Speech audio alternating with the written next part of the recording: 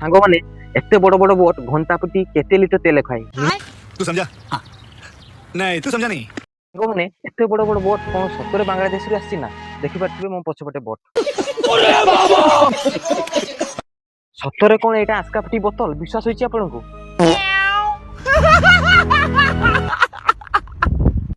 ତ high friend ଜୟ ଜଗନ୍ନାଥ ସାଙ୍ଗମାନେ ଆଜି ଏକ ନୂଆ ବ୍ଲଗକୁ ଆପଣମାନଙ୍କୁ ସ୍ୱାଗତ ଜଣାଉଛି। ତ ସାଙ୍ଗମାନେ ଆମେ ଆସିଲେ ବାବୁଲପୁର ମୁହାଳ ମାଛ ମାର୍କେଟ। ତ ବର୍ତ୍ତମାନ ତ ସିଜନ ଅଫ୍ ଟାଇମ ମାନେ ମାଛ ନାହିଁ। ତ ଆପଣମାନେ ଦେଖିପାରୁଥିବେ ଟୋଟାଲ ଯେପଟେ ଚାହିଁବେ ଖାଲି ବୋଟ ଟ୍ରଲର ସବୁ ଆପଣମାନଙ୍କୁ ଦେଖିବାକୁ ମିଳିବେ। ତ ୟା ଭିତରୁ ମତେ ଏଠି ଦି ତିନିଟା ବୋଟ ଗୋଟେ ଅଜବ ଅଜବ ଲାଗିଲା।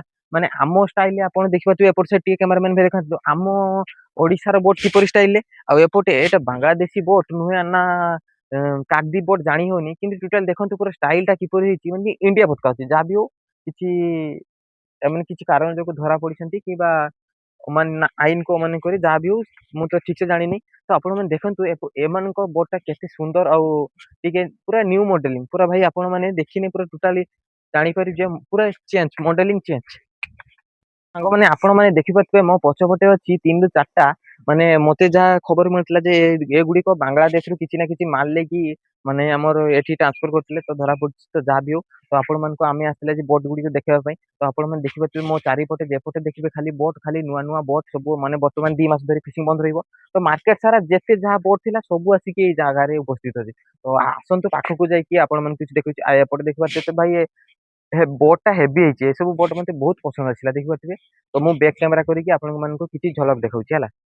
ଆପଣ ମାନଙ୍କୁ ମୁଁ ବର୍ତ୍ତମାନ ଦେଖଉଛି, ମାନେ ଏଟା ହଉଛି ତ ଆପଣ ମାନଙ୍କୁ ମୁଁ କହିଥିଲି ଆବଲପୁର ମାଛ ମାର୍କେଟ। ତ ବର୍ତ୍ତମାନ ତ ସନ୍ଧ୍ୟା ଟାଇମରେ ମାଛ ଦେଖୁଛି।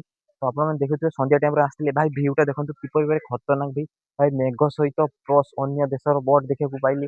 ଭାଇ ଦିଲ ତ ଗାର୍ଡେନ ଗାର୍ଡେନ ହେଇଗଲା। ଆଉ ଆପଣ ମାନେ କେବେ ଦେଖିଥିବେ ଅନ୍ୟ ଦେଶ କି ବାଂଲାଦେଶ କି କାର୍ଡି ମୁଁ ଜାଣିନି ଟୋଟାଲି ବୋଟ କେତେ, ଯାହା ବି ହଉ ଇଣ୍ଡିଆ ଫ୍ଲାଗ ଅଛି।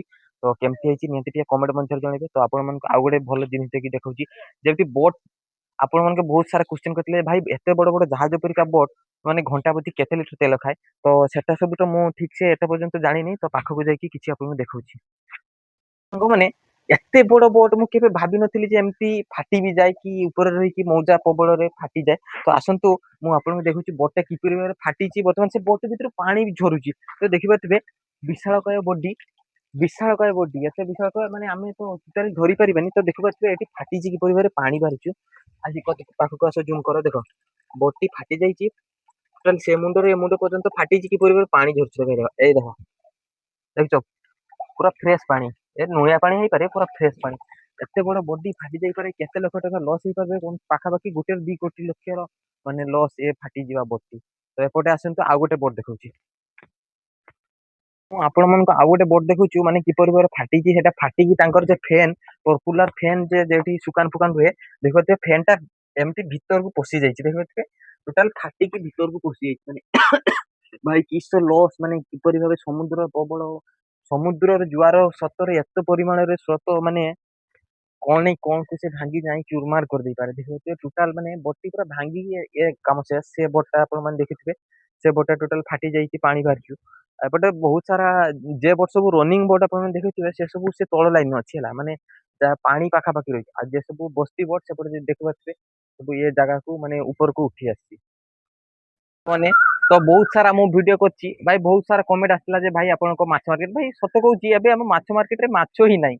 ମାଛ ଦେଖିବାକୁ ପାଇଲେ ଆଉ 2 ମାସ ଅପେକ୍ଷା କରନ୍ତୁ। କେତେ ବଡ ବଡ ଛୋଟ ଛୋଟ ମିଡିୟମ ସବୁ ଅଳିଆଠୁ ଆବର୍ଜନା ପର୍ଯ୍ୟନ୍ତ ଭିଡିଓରେ ମୁଁ ଦେଖେଇବି। ଏବେ ବର୍ତ୍ତମାନ ମାଛ ନାହିଁ। ଯିଏ ଭାଇ ଭାଇ କରିଥିଲେ ତାକୁ ସରି। ଆଉ ତ ଭାଇ ଜଣେ କମେଣ୍ଟ କରିଥିଲେ ଟିକେ ଏ ଜାଗାଟାକୁ ରିଭିଲ କରିବାକୁ, ତ ଆମେ ସେଇ ଖୁସିରେ ଆସିଥିଲେ।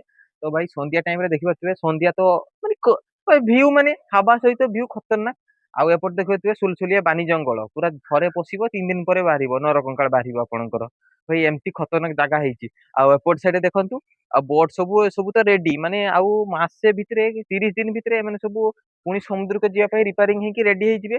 ଆଉ ଜାଲ ତ ସେପଟେ ସାଇଡରେ ଅଛି ତ ଦେଖେଇଥିଲି। ଆଉ ସେପଟ ସାଇଡରେ କିଛି ବଙ୍ଗାଳୀ ବୋଟ, ତ ବଙ୍ଗାଳୀ ବୋଟ ନା ଟଲର ଗେଲଟିଂ ମୁଁ ଜାଣିନି, ସେଗୁଡାକୁ ବି ଦେଖେଇଥିଲି। ଆଉ ବର୍ତ୍ତମାନ ମୁଁ ଯେଇଠି ଠିଆ ହେଇଛି ଏଇଟା ବି ଗୋଟେ ଛୋଟିଆ ଗୋଟେ ବୋଟ, ମାନେ ସାଲ୍ଟି ଲୌକା ଯାହା ବି କହିନି ଆପଣ ଚଳନ୍ତୁ, ଆମ ଲୋକାଲ ଭାଷାରେ ଏହାକୁ ସାଲ୍ଟି କୁହନ୍ତି।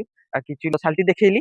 ତ ବର୍ତ୍ତମାନ ମୁଁ ସାଲ୍ଟିର ପୁରା ଟପ୍ ରୁ ଅଛି। ଆଉ ଆପଣ ମାନେ ଏଇଟା ଦେଖିପାରୁଥିବେ ଏଇ ଜିନିଷଟା, ଏଇ ଜିନିଷ ହଉଛି ତାଙ୍କର ଯେତେବେଳେ ପାଣିରେ ଚାଲେ, ପାଣିକୁ କଟେଇ ମାନେ ଏପଟ ସେପଟ ଦିଗ ଯିବାରେ ଏଇ ହାଲଟା ହିଁ ତାଙ୍କର ମେନ୍ ପଏଣ୍ଟ, ତାଙ୍କ କାମ ଆସେ।